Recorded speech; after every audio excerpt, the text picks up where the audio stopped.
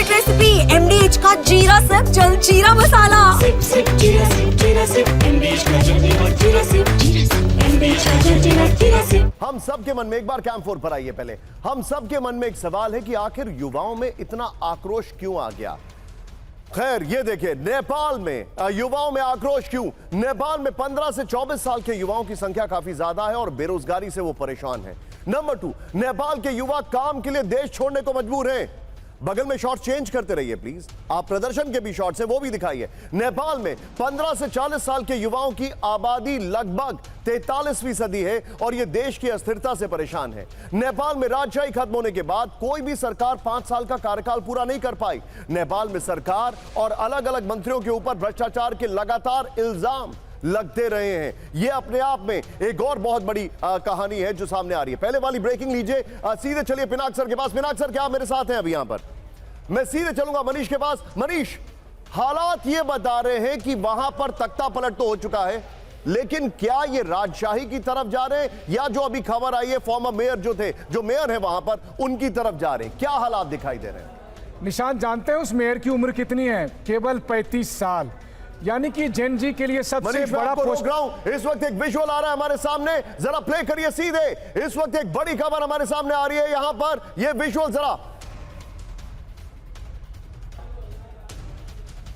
ये देखिए जरा, प्रदर्शन और किस तरीके से नेपाल में प्रदर्शन चल रहा है उसकी तस्वीरें आपके सामने आ रही हैं।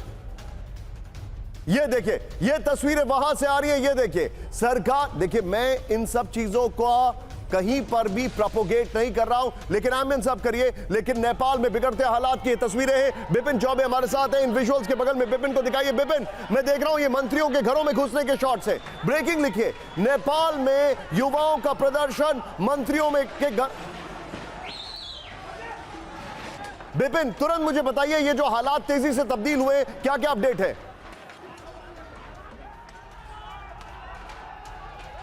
सिर्फ बिपिन और शॉट्स को दिखाइएगा। बिपिन गो अहेड, बताइए जरा। बिपिन के पास शायद, बिपिन क्या मुझे सुन सकते हैं? तब तक ये शॉट जरा फुल स्क्रीन पर दिखाइए। नेपाल में तेजी से हो रहा है प्रदर्शन। ये देखिए जरा, ये देखिए मंत्रियों को के घरों को आग के हवाले किया गया। ये तस्वीरें मैं आपको दिखा रहा हूं। ये देखिए किस तरीके से वहां पर आगजनी हुई है, जिसकी तस्वीरें। विपिन के पास सीधे चलिए। विपिन, पीआईपी में विपिन को दिखाइएगा यहां पर। विपिन, ये जो हालात है बड़े तेजी से तब्दील हुए और अभी जब हम आपसे बातचीत कर रहे हैं स्क्रीन पर विजुअल्स आ रहे हैं कैसे मंत्रियों के घरों को आग के हवाले कर दिया गया, नगर पालिका के दफ्तरों को जला दिया गया। ये विजुअल्स आ रहे हैं। देखिए, प्रेसिडेंट हाउस से लेकर संसद भवन से लेकर मंत्रालय से लेकर सब जगहों को जनता ने अपने कब्जे में ले लिया है।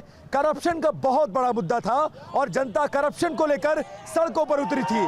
और आप समझिए इस जनाक्रोश को लोग पहचान नहीं पाए और इस वक्त राष्ट्रपति भवन में लोग घुस गए हैं, वहां आग लगा दी गई है। संसद भवन पूरा जलकर खाक हो चुका है।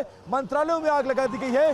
सड़कों पर लोग अभी भी आक्रोशित होकर घूम रहे हैं और इन तमाम लोगों के देश छोड़कर भाग जाने या छुप जाने की वजह से लोग खुश हैं, क्योंकि लोग चाहते थे ये सरकार सत्ता से बेदखल हो जाए। सरकार हटने को तैयार नहीं थी।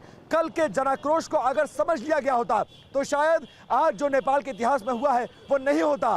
केपी शर्मा ओली ने अगर इस्तीफा दे दिया होता कल जनता की मांग पर तो शायद जनता संतुष्ट हो जाती। उल्टा गोलियां चलवाई गई, 19-20 लड़कों को मार दिया गया और आज भी लोग संसद में घुसने की कोशिश कर रहे थे, लोगों को रोका गया। आखिरकार लोगों का जनाक्रोश बढ़ा, संख्या बहुत ज्यादा बढ़ गई।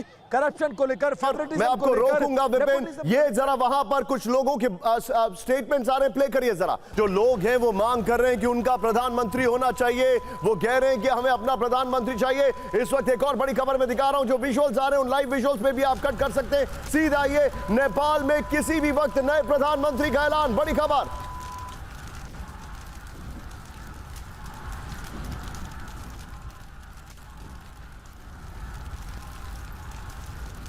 नेपाल में किसी भी वक्त नए प्रधानमंत्री का ऐलान। बड़ी खबर आ रही है।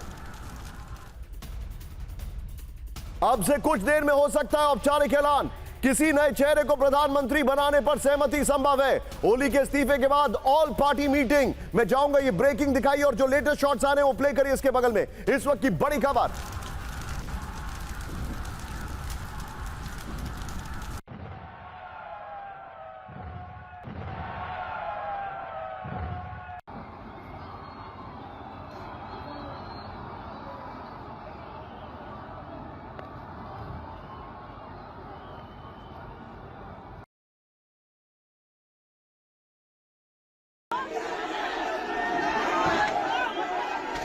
आपके सामने आ रही है। मैं सीधे चलूंगा यहां पर, मेरे साथ पिनाक सर जुड़े हुए हैं।